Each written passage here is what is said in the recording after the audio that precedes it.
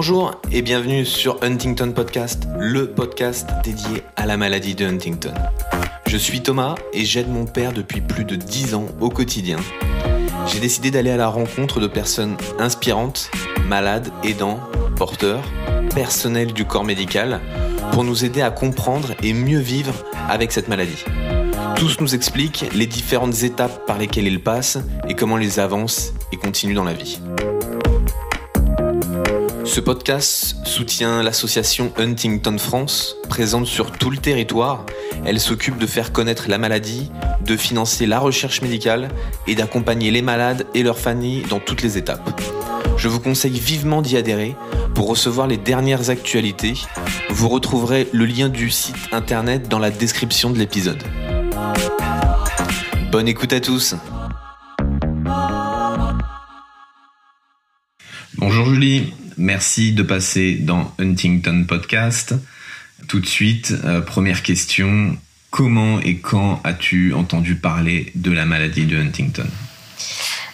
Donc en effet, c'était dans ma famille depuis un petit moment. Nous, on s'en est rendu compte très jeune avec mon frère et moi, parce que du coup, dès que mon père a été détecté, en fait, nous, on avait que quelques années.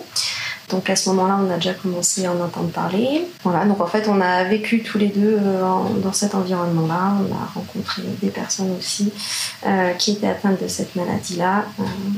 On a finalement été un peu bercés dans cet environnement. Donc toi, depuis enfant, tu t'es déjà représenté qu'est-ce que c'est la maladie de Huntington ? Et est-ce que vers quel âge tu as pris conscience que c'était quelque chose de génétique, donc, que tu pouvais potentiellement être toi aussi touché ? Bon, il a fallu un certain temps parce que au début, en fait, moi personnellement, je comprenais que c'était une maladie.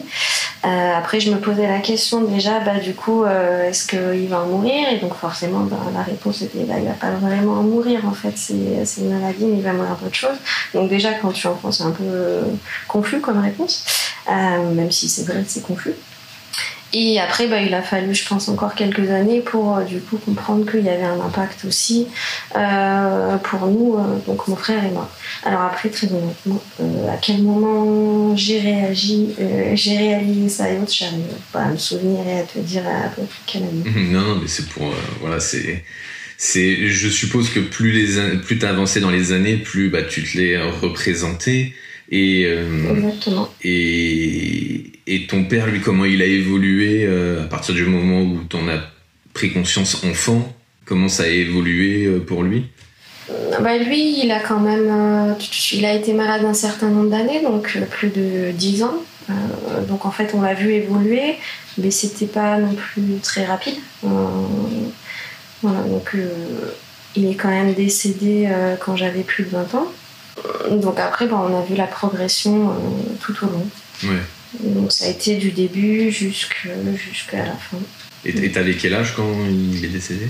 Attends, 2016, du coup, j'avais quel âge ? J'avais 25 ans. 25 ans, ok. Voilà. Très bonne question. Non mais voilà, c'est pour comprendre que depuis enfant, t'as eu connaissance de la maladie de Huntington et que t'as passé une petite vingtaine d'années aux côtés de la maladie avec ton père. Ouais, c'est ça, exactement. Je peux te demander ton âge, Julie ? Oui, bien sûr, j'ai 31 ans. Et toi, donc, il y a un peu plus de 10 ans, quand t'es devenue une jeune adulte, est-ce que t'as décidé de faire le test ? Qu'on a le droit de faire le test à partir de 18 ans, si je dis pas de bêtises. Mm-hmm. Toi, qu'est-ce que t'en as pensé ? Je m'étais toujours dit que je ferais le test. Quand j'étais jeune, justement, j'étais assez affirmatif là-dessus, que je voulais savoir. Je m'étais quand même laissé le temps de finir mes études, d'avoir une situation un peu stable, un premier boulot, etc. avant de le faire, parce que du coup j'avais peur que si je le réagisse un peu mal, que ça m'affecte, etc. Donc j'avais quand même envie d'avoir une situation un peu stable. Et après, du coup, je me suis décidée à le faire. Mais finalement, j'ai l'impression que autant quand j'étais ado, j'avais l'impression que je voulais savoir à tout prix, autant plus en grandissant et plus je relativisais en me disant finalement ça va avoir Est-ce que c'est vraiment bénéfique ? Aujourd'hui, je regrette pas de l'avoir fait, puisque dans tous les cas, je pense que c'est bien de savoir pour se préparer un peu, pour justement aborder la vie par la suite d'une manière un peu plus sereine, dans le sens où quand il y a des décisions à prendre qui peuvent impacter le futur, dans ce cas qu'on fasse les bons choix en fait, et que comme ça on s'assure un avenir qui soit un peu plus périn par la suite. Et donc tu as fait le test.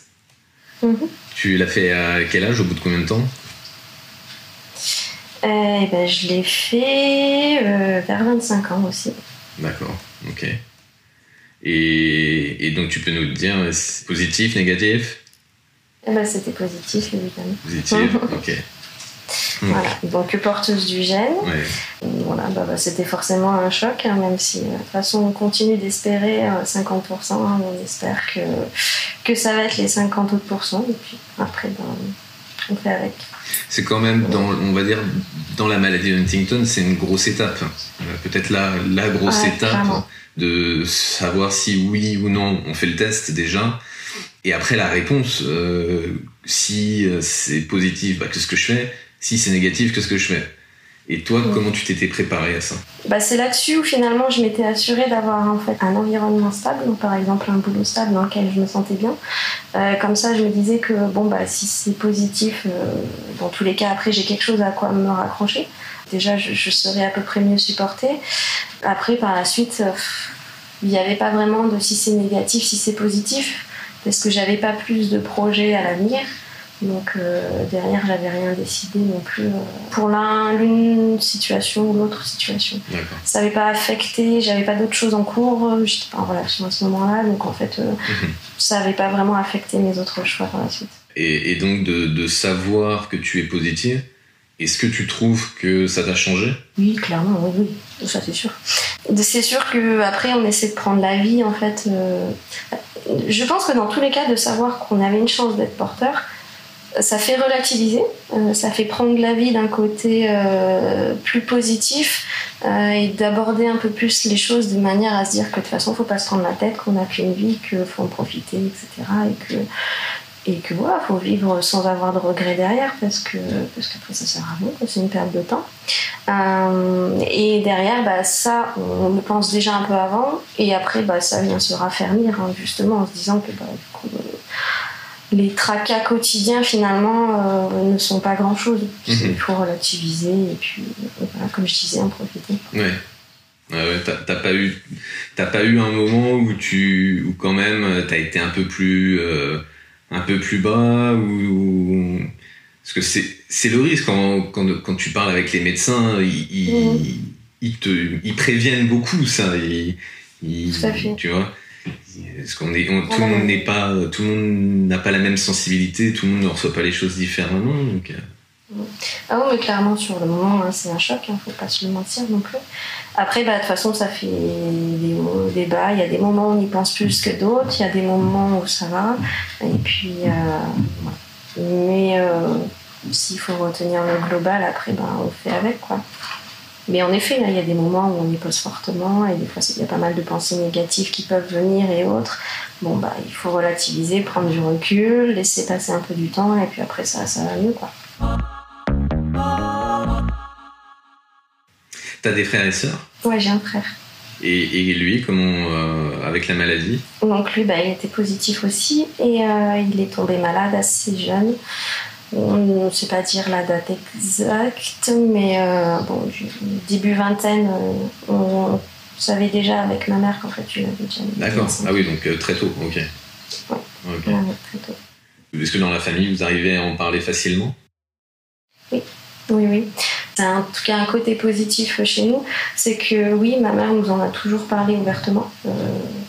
Elle a été vraiment super dans le sens où elle a toujours essayé de nous dire ce qu'il en était, elle a été franche avec nous, après elle essayait de nous supporter, d'être là pour nous, elle a toujours été là pour nous, pour en parler, et c'est vrai que du coup mon frère, c'était quand même dur pour elle de le voir tomber malade jeune.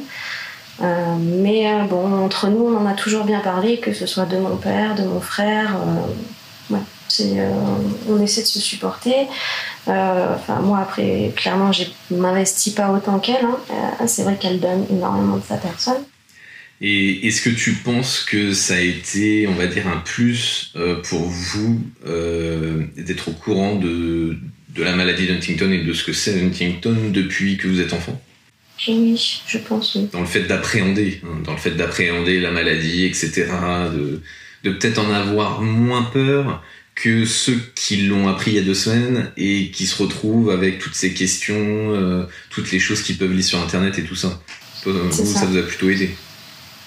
Alors oui, dans le sens où du coup, je pense qu'on arrivait mieux à mettre un visage en fait sur ce qu'était la maladie, sur ce qui pouvait se passer, etc.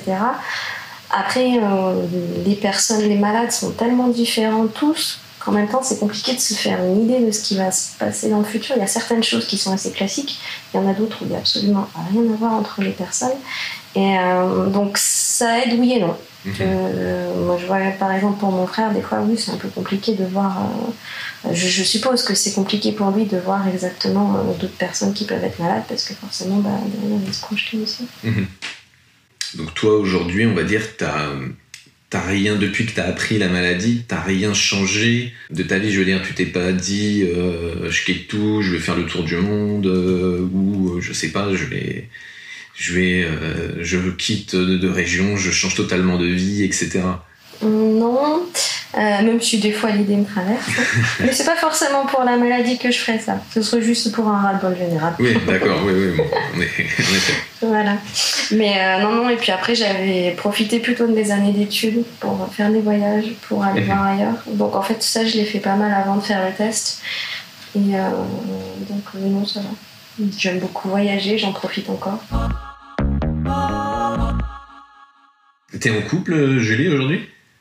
Oui.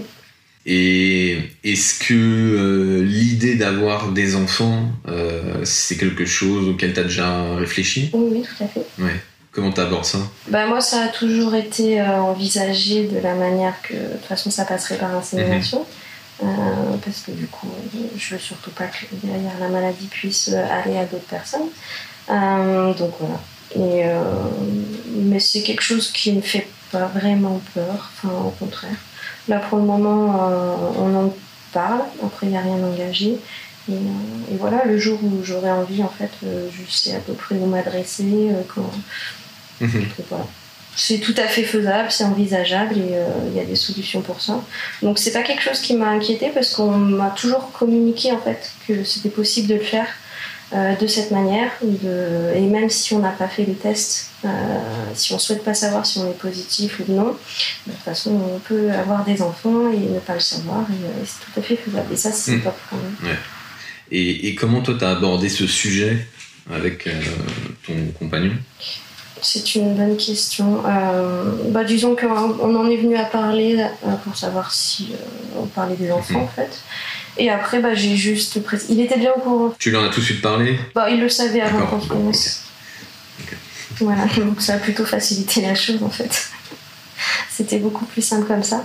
Donc après, il a juste fallu réexpliquer un peu que du coup, moi par contre, si on avait des enfants, ça serait par insémination. Pour les raisons qui sont très simples, que du coup, je voulais pas que ça se propage. Et après, de son côté, il était tout à fait ouvert à ça et il comprend totalement. Okay. Super. J'ai pas eu de difficulté là-dessus. Après, je sais que dans certaines situations, certains autres couples peuvent avoir ce type de difficultés. Aujourd'hui, dans ton quotidien, la maladie Huntington, elle se traduit comment ? Est-ce que tu y penses tous les jours ? Est-ce que tu passes des semaines, des mois sans y penser ? Je dirais que j'y pense moi quelques fois par semaine. Parce que t'es pas, si j'ai bien compris, t'es pas l'aidante principale de ton frère, c'est plutôt ta mère. Tout à fait. Mais donc je suppose que ça reste quand même dans les discussions avec ton frère, ta mère, dans les discussions familiales, ça reste quand même très présent. Tout à fait. Ok. Oui, non, après on discute quand même très régulièrement avec ma mère notamment, et que ce soit de mon frère ou d'autres choses. Donc oui, après forcément, on y pense quand même régulièrement, on l'aborde régulièrement, c'est très courant. Ok.